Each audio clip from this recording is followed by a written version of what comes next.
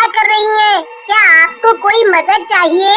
वो औरत राजू की ठीक दूसरी तरफ मुंह करके खड़ी होती है और तभी वो अजीब तरह से हिलने लगती है, मानो उसे जोर जोर से करंट लग रहा हो। राजू उसे इस तरह देखकर बहुत डर जाता है और उसके कदम अपने आप पीछे की तरफ जाने लगते हैं, पर वो एक छोटे से पत्थर की वजह से वहीं गिर जाता है। अरे कोई तो मुझे बचाओ! देखो इन ताई को क्या हो रहा है। तभी वो औरत रुक जाती है और राजू की तरफ मुंह कर लेती है। उस औरत का मुंह इंसान का नहीं बल्कि एक चूहे का होता है। राजू बहुत ज्यादा घबरा जाता है। इसके पहले कि राजू खुद को संभाल पाता, उसके बगल में एक और औरत आ जाती है। जब राजू अपनी दूसरी तरफ देखता है तो वो भौचक्का रह जाता है, क्योंकि उसके बगल में खड़ी औरत का सर एक कछुए का होता है। कुछ ही पल में उसके अगल बगल ऐसे कई भूत खड़े होते हैं जिनके शरीर तो इंसानों जैसे होते हैं, पर उनके सर किसी न किसी जानवर की तरह। अरे भला ये क्या हो रहा है? मैं कौन से भूतों के चिड़ियाघर में आ गया हूँ भला? मुझे तो कुछ भी समझ नहीं आ रहा। अरे कोई बचाओ! तभी चूहे के सिर वाली चुड़ैल राजू को कहती है, अब तुम्हें कोई नहीं बचाएगा राजू, और ना ही तुम्हारी आवाज कोई सुन पाएगा। अब हम तुम्हें एक ऐसी जगह ले जाएंगे जहाँ तुम्हें हमारे ही जैसे कई और लोग मिलेंगे। उस दिन के बाद राजू किसी को भी नहीं मिलता है और वो गायब हो जाता है। उधर अगले दिन सुबह राजू की माँ का रो रो कर बुरा हाल होता है। हाय मेरा बेटा राजू, जाने कहाँ चला गया मुझे छोड़कर। कल रात को ही तो अपने दोस्त नमन के यहाँ खेलने गया था और सुबह होने को आई, अभी तक वो घर नहीं लौटा। राजू के घर में सिर्फ उसकी माँ ही थी, उनके अलावा कोई भी नहीं था। वो दोनों साथ में रहते थे और राजू की माँ बड़ी मुश्किल से खेती करके राजू की पढ़ाई पूरी करवा रही थी। इतना ही नहीं, उन्होंने एक छोटी सी दुकान भी खोली थी जिसपे राजू खुद शाम को बैठा करता था। इसी दुकान से सामान बेचकर और खेती करके वो दोनों किसी तरह से अपना गुजारा कर रहे थे। पर राजू के गायब होने पर तो जैसे राजू की माँ की दुनिया ही उजड़ गई थी। उन्होंने राजू को किसी भी हाल में ढूंढने का फैसला कर लिया। वो हर रोज सुबह होते ही अपने बेटे को ढूंढने निकलने लगी और देर रात तक उसे ढूंढा करती थी, पर राजू का कोई सुराग नहीं मिला। अब चाहे कुछ भी हो जाए, मैं अपने बेटे को ढूंढ कर रहूंगी, मैं उसे अपने से दूर नहीं जाने दूंगी। राजू की माँ के मन में ये सब चल ही रहा था और उधर राजू की ही तरह धीमे धीमे गांव के बाकी लोग भी एक एक करके गायब होने लगते हैं। इस तरह से लोगों के गायब होने पर गांव की पुलिस भी अलर्ट हो जाती है और रात में पेट्रोलिंग करने लगती है, लेकिन फिर भी गांव के लोगों का गायब होना नहीं रुकता है। एक रोज शाम के वक्त राजू की माँ उसी रास्ते से घर लौट रही होती है जहाँ पर राजू गायब हुआ था। वो आज फिर से राजू के दोस्त के घर राजू के लिए कोई सुराग ढूंढने गई थी, पर उसे कुछ नहीं मिला था। जब राजू की माँ घर लौट रही थी तो थोड़ी दूर पर उन्हें एक औरत खड़ी दिखाई दी, ठीक उसी तरह से जैसे राजू को उस दिन दिखाई दी थी। तभी वो औरत फिर से उस दिन की तरह से जोर जोर से हिलने लगती है और उसके पास से अजीब अजीब सी आवाजें आने लगती है। अरे ये कौन है भला?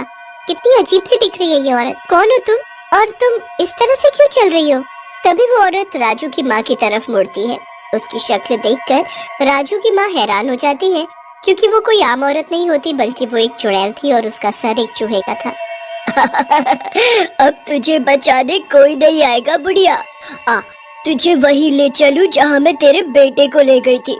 ये सुनकर राजू की माँ हैरान हो जाती है और वहाँ से भागने की कोशिश करने लगती है।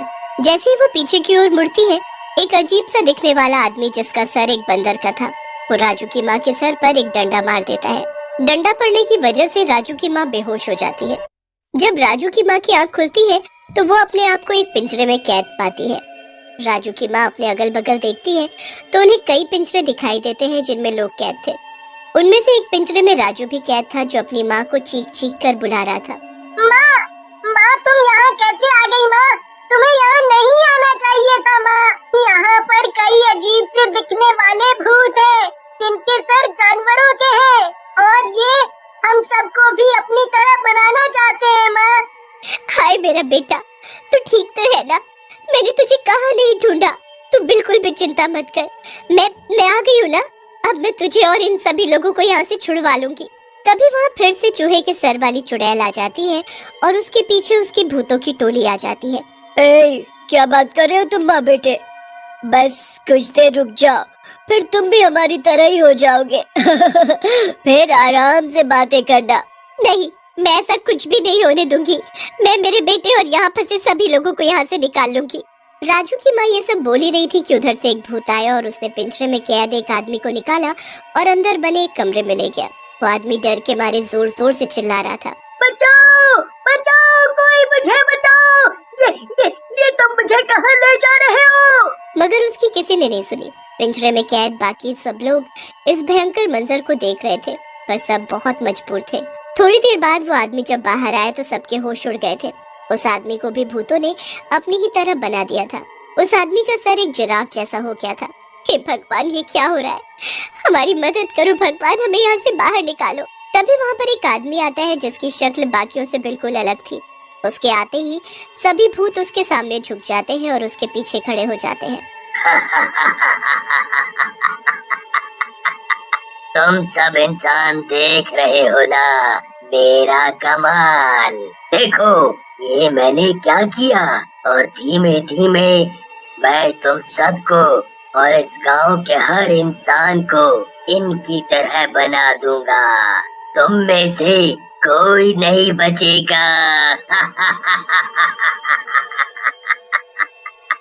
अरे पर तुम कौन हो और ये सब क्यों कर रहे हो? मेरा नाम श्याम है, और जहाँ पर तुम इस वक्त कैद हो वहाँ सालों पहले एक चिड़ियाघर हुआ करता था। मैं इसी चिड़ियाघर में काम किया करता था। मुझे यहाँ पर रहने वाले सभी जानवरों से बेहद प्यार था, पर यहाँ के मालिक इन जानवरों पर बेहद अत्याचार करते थे ताकि वो तुम लोगों का मनोरंजन कर सके।